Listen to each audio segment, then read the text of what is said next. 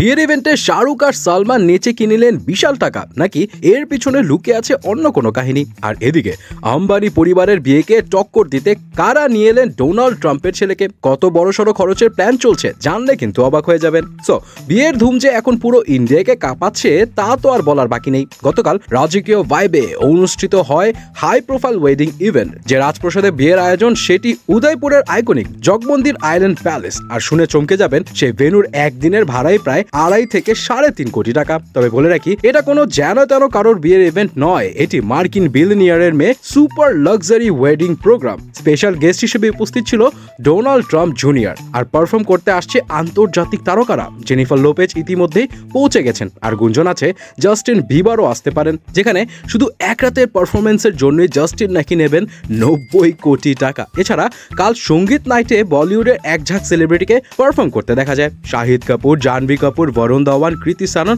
Jacqueline Fernandes. কিন্তু আসল show stopper তো ছিল রণবীর সিং। পারফর্মের মাঝে ডোনাল্ড ট্রাম্প জুনিয়র আর তার গার্লফ্রেন্ডের সঙ্গে জমিয়ে কোমর দুলিয়ে নিলেন। যাক, শোনা যায় এই তারকারা সেই রাতে কোমর দোলানোর জন্য প্রত্যেকে 2.5 থেকে 4 কোটি টাকা পর্যন্ত নিয়েছে। তো বুঝতেই হবে বস, সব টাকার খেলা। টাকার কথা উঠতেই মনে পড়ে গেল শাহরুখ খান অ্যান্ড সালমান খানের কাহিনী। তারা তো দেখি এক ইভেন্টে হাজির হয় যেখানে তারা বেশ এনজয় করছিল তাদের পুরনো গানের ডান্স স্টেপ দিয়ে, যা সোশ্যাল মিডিয়াতে পুরাই ভাইরাল। কোনো গণমাধ্যমে পরিষ্কার তথ্য না থাকলেও একজন মেকআপ আর্টিস্ট অমৃত কর জানিয়েছে এই বিয়েটা মেইনলি ছিল হর্ষিতা, যিনি ভারতের ফেমাস পান মশালা ব্র্যান্ডের মালিকের নাতনি। এবং তাদের সাথে শাহরুখ অ্যান্ড সালমানের দীর্ঘদিনের পরিচয় বলতে গেলে ফ্যামিলি ফ্রেন্ড বন্ডিং এর মতো হওয়ায় সালমান অ্যান্ড শাহরুখ এই ইভেন্টে কোনো পারিশ্রমিকই নেননি। এছাড়া এই ইভেন্টে সারা আলী খান, কার্তিক আরিয়ান, নোরা ফতেহি এবং করণ জোহরকে পার্টিতে ভালোই পারফর্ম করতে দেখা যায়। পুরো পার্টি যেন ছোটখাটো ফিল্ম ফেয়ারের স্টেজ। যাই হোক, এখন আপনাকে জিজ্ঞেস করি, আপনার কাছে যদি এত টাকা থাকতো আপনার বিয়েতে আপনি কাকে নাচাতেন?